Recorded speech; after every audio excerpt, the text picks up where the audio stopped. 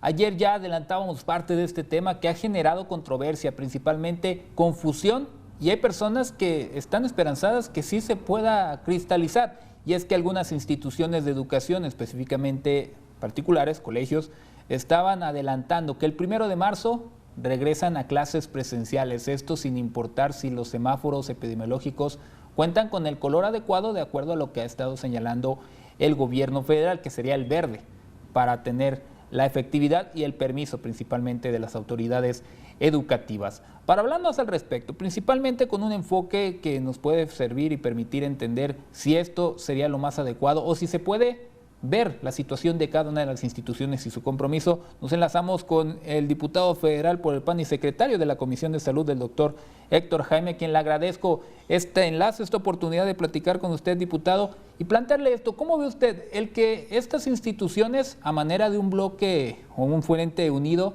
busquen participar entre ellos mismos en un reinicio de clases presenciales, pese a que en algunas entidades parecer las condiciones no están puestas debido al tema de la pandemia? ¿Lo considera usted atinado o es más un tema de presión para ver si así el gobierno ya les da los permisos pertinentes?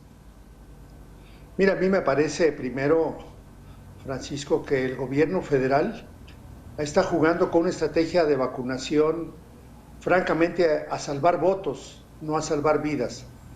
Esto ha hecho que su enfoque de epidemiología de precisión no sea el más adecuado. También creo que el semáforo es un semáforo de brocha gorda.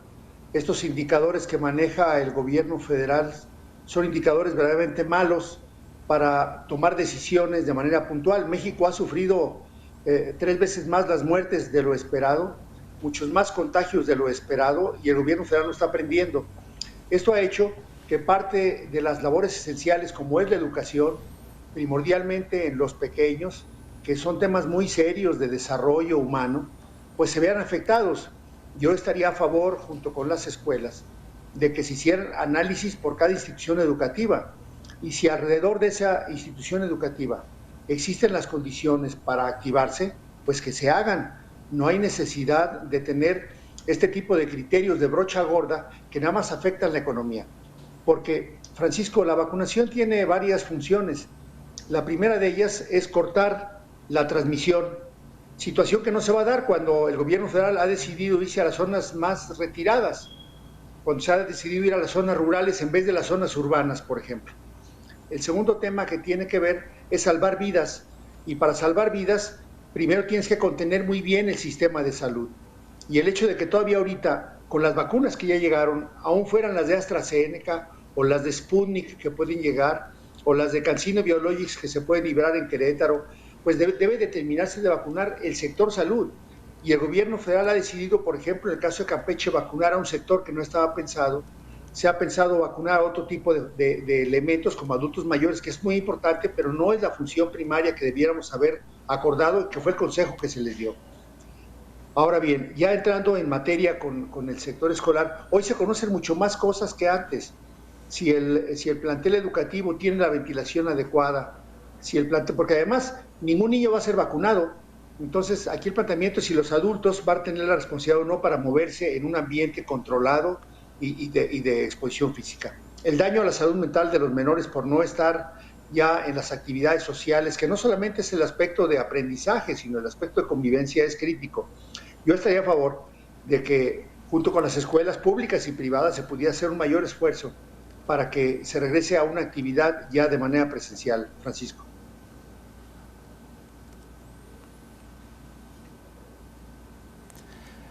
¿No considera, diputado, que ante justamente la falta de vacunación en muchos otros planteles educativos, salvo los de Campeche, que ya usted hacía mención que no figuraban en el plan al inicio y después, dada la situación, apareció, no podrían estar entrando en riesgo, principalmente los maestros? Eso por un lado, y otro, como usted lo menciona, la parte económica también es algo que ha motivado este interés y la voz que han levantado las instituciones privadas, estas escuelas particulares, para pedir, es de que o hacen esto o de plano ya no siguen adelante. ¿Ve esto también como un daño a la propia educación si no se les da paso a la solicitud que están haciendo de retomar las clases? Aparte, hablan ellos de muchos compromisos para evitar el tema de los contagios. ¿Hay que dar el voto de confianza entonces? Bueno, los seres humanos somos seres sociales, Francisco. Aquí, independientemente, le comentaba yo a usted que la economía tampoco ha sido un factor para definir en dónde vacunar. Mire, el Consejo de Salubridad General determinó quiénes eran aquellos mexicanos que tenían labores esenciales para sostener la economía mexicana. Pues no se ha vacunado ni se decidió iniciar por ellos tampoco. Aquellos profesionales que pueden tener este tipo de mecanismos.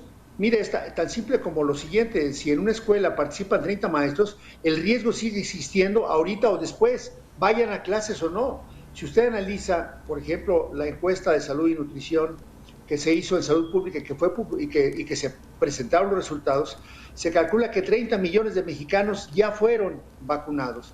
Entonces, cuando se habla con el semáforo de brocha gorda, pareciera ese riesgo. Cuando se habla de manera puntual, si usted analiza cuántos maestros trabajan en una escuela, le hace sus pruebas, muchos de ellos quizá ya fueron contagiados. Y le puedo decir una cosa: ninguno de ellos va a ser vacunado antes del siguiente ciclo escolar, ninguno. Entonces, el riesgo que usted menciona es un riesgo que existe, pero sin duda que puede ser medido muy bien. Hoy, con la cantidad de pruebas y el tipo de pruebas muy económicas, porque ya por fin el gobierno federal se quitó el monopolio de las pruebas. Entonces ya ahorita cualquier institución, cualquier persona puede tener una prueba muy confiable para determinar si tiene o no riesgo.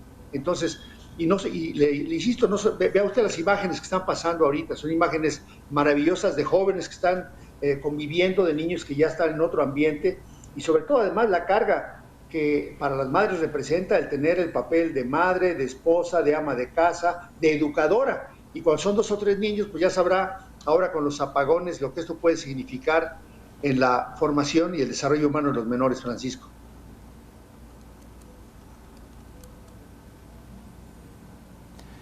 A la par de lo que están pidiendo las instituciones particulares, posiblemente esto también atraería la demanda de las instituciones públicas de que ellos también pudieran entrar en el esquema, y sabemos que ya una escuela pública, su realidad es totalmente diferente.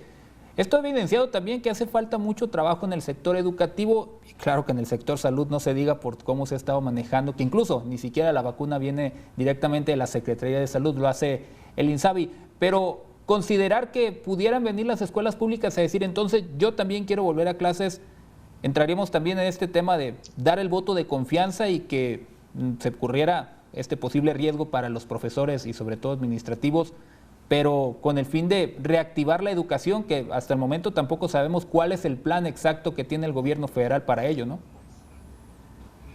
Sí, mire, Francisco, el riesgo, como le comento, es exactamente el mismo con o sin clases, porque como no hay un plan para cortar la transmisión comunitaria, no hay un plan fijo, estos mecanismos del semáforo de brocha gorda no funcionan, pues los cuidados que hay que tener son iguales, sea maestro o no sea maestro, sea un trabajador que tenga que ir a su casa o no, usted mismo como comunicador social cuando se traslada, el riesgo es exactamente el mismo. O sea, las medidas genéricas hay que seguirlas cuidando, las más efectivas hoy conocidas, mientras no haya vacunación, debe utilizar cubrebocas, guardar la sana distancia, verificar que las aulas estén ventiladas, porque el riesgo es el mismo. Y mire, tenemos ejemplos en Latinoamérica. Uruguay, por ejemplo, ha sido un éxito. Nunca suspendieron las clases, por ejemplo. Entonces, ni siquiera ahorita que están ya en una etapa diferente. Entonces, yo lo que sí creo, le insisto, es que debe haber una epidemiología de precisión, valorar en cada así como el ser humano tiene diversos órganos, no porque usted tenga un dedo del pie deja de funcionar el corazón. Aquí lo que pasa es que si alguien trae un foco de infección en el pie, dicen, usted ya no se mueva, cámbiese porque el semáforo está, váyase a su casa. Oiga, ¿y con qué va a comer? ¿Cómo se va a educar? ¿Esos niños que los van a atender? Esta petición de los maestros en el sector público pues, también está limitado un poco por el actual sindical, pero ahorita usted está viendo, por ejemplo, médicos de los institutos nacionales que ayer se manifestaron porque no los han vacunado y sin embargo en las zonas rurales se están vacunando cuando esas vacunas, que eran muy poquitas, se podían haber utilizado en los médicos y en las enfermeras. Digo, entonces no hay mucha lógica en lo que el gobierno federal dice. Y en el caso de la Secretaría de Educación Federal, pues usted ha visto estos insentidos de cómo lo han estado haciendo. En lugares donde francamente, si se hubiera hecho una inversión mucho más inteligente de los pocos recursos que se tienen, entre ellos las vacunas, se podrían hacer.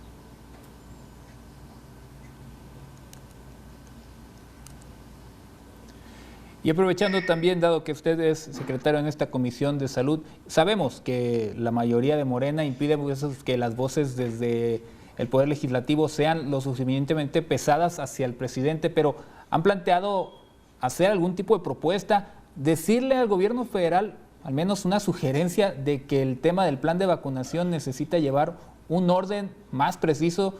Porque, y sucede actualmente, muchos estados se tiene el desconocimiento de cuáles son los municipios que siguen, cuándo les toca a las personas, y la desesperación empieza a llegar, y ya estamos viendo los resultados, por ejemplo, en Ecatepec estos días, donde la gente pues se arremolinó porque sienten que si no van no les va a tocar, y ya nos lo señalaba el compañero en un enlace previo. ¿Hay forma de mandarle el mensaje al gobierno federal esperando que no lo vean como ataque, sino como una sugerencia que pudiera ser útil para el plan? Bueno, recuerde usted que en el cuerpo legislativo tenemos 3 funciones. La primera es ser voz de la gente, entonces no es una sugerencia, es una exigencia a la que hemos pedido. Se ha hecho de manera puntual a través de puntos de acuerdo, se han hecho en el Pleno. Y bueno, yo le puedo decir una cosa de cómo están manejando los políticos de Morena tan mal esta pandemia. 3 veces más muertos de lo esperado, y en la Comisión de Salud de la Cámara de Diputados ni una sola sesión ha versado sobre el tema de la pandemia. Recién, hace 2 días, tuvimos otra vez presencia de mesa directiva, hoy tenemos reunión, y se acordó ya tratar por fin el tema de la pandemia en México, después de un año de haberse declarado el 11 de marzo ya como una enfermedad grave en México, y muchos días antes por la Organización Mundial de la Salud. La segunda función que tenemos, además de ser voz de la gente, en la cual hemos exigido que se respete por lo menos el mismo plan que puso el gobierno, se le ha entregado al secretario de Salud en propia mano las recomendaciones que hicieron un conjunto de secretarios de Salud, otras recomendaciones que se hicieron por expertos internacionales, y unas últimas recomendaciones por investigadores nacionales de universidades prestigiadísimas como la UNAM en México. A este tipo de recomendaciones han sido desoídas, no han sido atendidas, y seguimos con una lógica, le insisto, más electorera. Todavía hoy el presidente por la mañana, una lógica francamente electorera, no tiene la lógica y el sentido que usted está comentando muy bien aquí en Mega Noticias, y que refleja mucho la preocupación de los padres, de los maestros, del aspecto educativo. Hay un daño a la salud, hay un daño a la educación, y sigue habiendo un gran daño a la economía. No hay una lógica de cómo están haciendo las cosas, de qué sentido tenía todos estos días de cortinas de humo, abriendo una página para que usted se registrara, para que al final eso ni siquiera sirva. Y la gente, pues obviamente, ante el temor de morir, porque hoy 8 de cada 10 mexicanos conocen a alguien cerca de ellos que ya falleció, alguien que estuvo muy grave y que está todavía con respiradores, pues quieren vacunarse. Entonces esto que pasó en Ecatepec nomás marca este gran sinsentido del gobierno federal, que solamente está buscando decir, vamos a vacunar a los que pueden votar antes del día 6 de junio.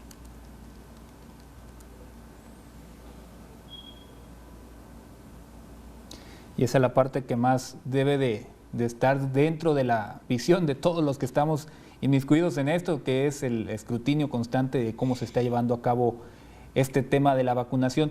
También, diputado, veíamos una proyección que se hacía a nivel internacional de cuánto tiempo tomaría poder realizar la vacunación y que se alcance la inmunidad de rebaño, como se le ha denominado. Si seguimos a este ritmo, México le tocaría dentro de 3 años y algo poder concluir o alcanzar este objetivo, más allá de que hablemos de que le toque a toda la población. ¿Qué salió mal exactamente? Ya nos ha dado usted algunos puntos, pero ¿esto empezó mal? ¿Fue que se ha ido improvisando con el calendario de la aplicación? ¿O dónde está el principal error para que no podamos cumplir esto que era 2021 de vacunación y algunos meses del 2022? Mire, Francisco, yo le puedo decir en su pregunta, que es muy interesante, que ha sido error, más error, más error, más error. En junio del año pasado, le pedimos al gobierno federal en el Congreso que ya comprara las vacunas, que se fuera a poner en la fila, porque obviamente primero en tiempo, primero en derecho. Entonces el gobierno federal tenía el dinero, eran 33,000 millones de pesos. Habían acabado de quitar del Fondo de Gastos Catastróficos más de 40,000 millones de pesos. Pues no fueron, no la compraron en junio. La primera compra la hicieron el 2 de diciembre, poniendo un poquito de dinero. Todavía ahorita no han pagado las vacunas. Entonces, usted no puede exigir que le entreguen un producto que usted ni siquiera lo ha pagado. Entonces, ese es un error muy serio. El segundo error que se cometió, sin duda, además de haberla comprado a destiempo, es no haber actuado como un socio científico. Los protocolos de vacuna, como sí ocurrió, por ejemplo, con la vacuna CanSino, que es una vacuna china, esta vacuna en el ensayo 3, México participó con 15,000 voluntarios. En varios centros médicos se probó esta vacuna para ver su eficacia.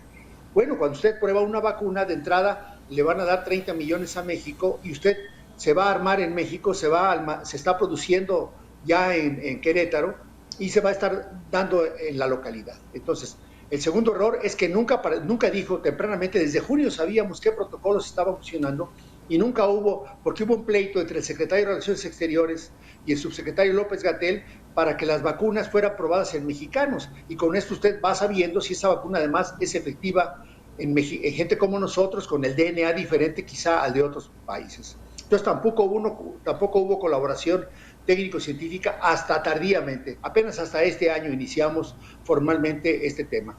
Y eso que Marcelo Ebrard había dicho que desde agosto, pero el doctor López-Gatell se le impedía. O sea, un bloqueo adentro del gobierno por lucir, le digo, con esa visión de votos o esa visión política y no la visión de la vida de los mexicanos, Francisco.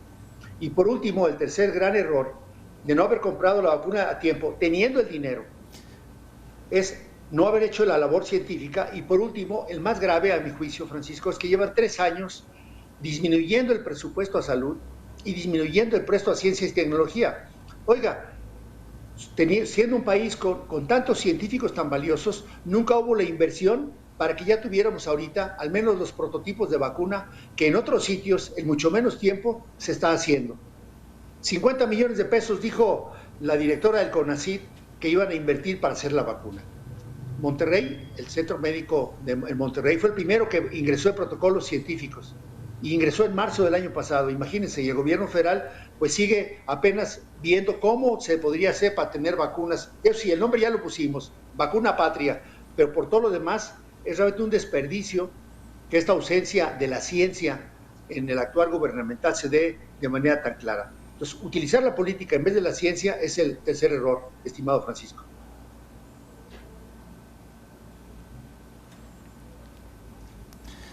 Y sumémosle que también pues le han hecho recortes y recortes al sector científico y de la investigación y no parece que tenga un final pronto, al menos a esta práctica. Le agradezco mucho esta entrevista, diputado, bastante interesante lo que nos acaba de contar, su opinión también bastante valiosa y esperamos tener oportunidades más adelante de volver a poder platicar con usted. Le agradezco este tiempo y que tenga un excelente miércoles. Francisco, muchas gracias. Y lo que le acabo de decir está documentado, está precisamente en todo el archivo del Congreso, se llama debate parlamentario, se llama Gaceta Parlamentaria, y ahí está que desde junio dijimos, ya, por favor, ya paguen, ahí está el dinero. O sea, usted podía haber comprado y hoy podríamos haber tenido vacunas. Muchas gracias a todos.